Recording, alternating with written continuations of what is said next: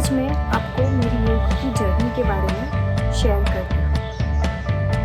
मैं doctor Payal Patel, doctor in alternative system of medicine and the yoga life coach. योग मेरे लिए एक माध्यम है जो आत्मा और शरीर का बैलेंस करता है। वो एक साधन है जो ईश्वर से जोड़ता है। योग एक लाइफस्टाइल है। ये सब तो मैंने योग में आने के बाद सीखा। तो कैसे मैं योग में आई? मैं नेचुरोपैथी की स्टडी जो पढ़ती थी वो मेरी अधूरी रह गई, तो मैंने सोचा कि चलिए वही पढ़ाई को पूरी की जाए। लेकिन उस टाइम पे सरकमस्टेंस ऐसे थे कि मैं वो पढ़ सकूं फिर और 2 साल, वैसा पॉसिबल नहीं था। तो मुझे मेरे सर ने सजेस्ट किया कि क्यों ना आप योग सीख लो। योग तो आसानी से कोर्स आपको आपके सिटी में मिल जाएगा और आप कर पाओगे। तो मैंने मुझे वो आइडिया अच्छा लगा और फिर योग का टीचर ट्रेनिंग कोर्स मैंने लकुलिश यूनिवर्सिटी से किया। और बस मैंने योग को चूज़ नहीं किया, बट योग ने मेरे को चूज़ किया और वहाँ से मेरी योगा की जर्नी शुरू हुई।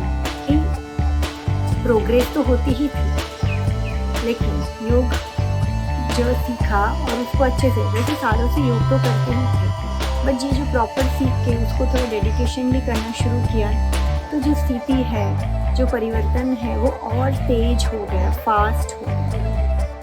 अभी 2 दिन पहले जो योगा डे था 21 जून को, उसकी कुछ बातें मैं शेयर करूँगी। तो सुबह में रूटीन जो योगा क्लास लेते हैं वो तो किया, सेलिब्रेट किया।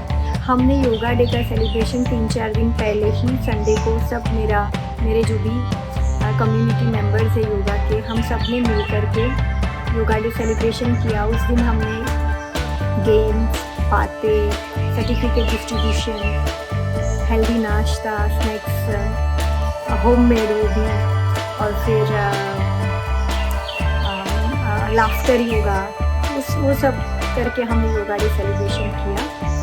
एंड योगा दिन के दिन मैं तेजस्वी योग की फाउंडर हूँ और मैंने इसमें से एक मेरी 2 को टीचर्स हैं, उनको को फाउंडर घोषित किया।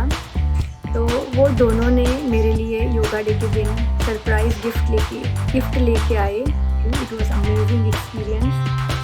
मतलब वो लोग जो स्पेशल फील करवाया, इट वॉज वेरी गुड। मैंने सोचा नहीं था, और that was a wonderful experience on the yoga day.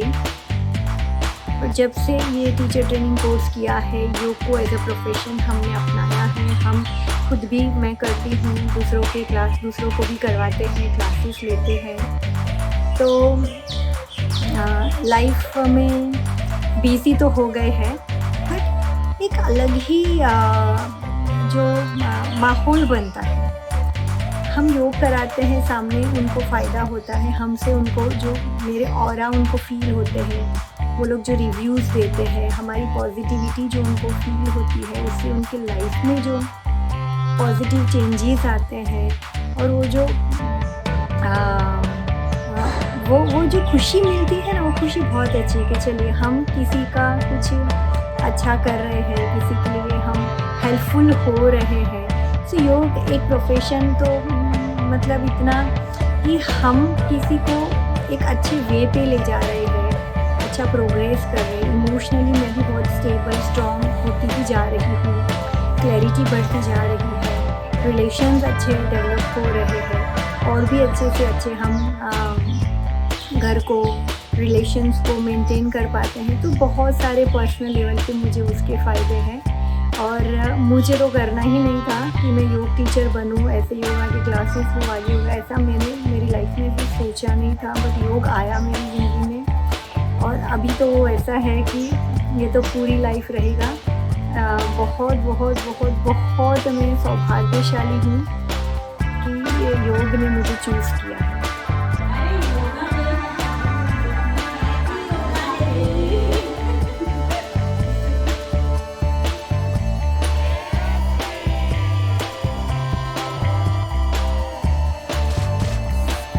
सबसे ज़्यादा जो योग में मुझे अच्छा लगता है वो है मेडिटेशन।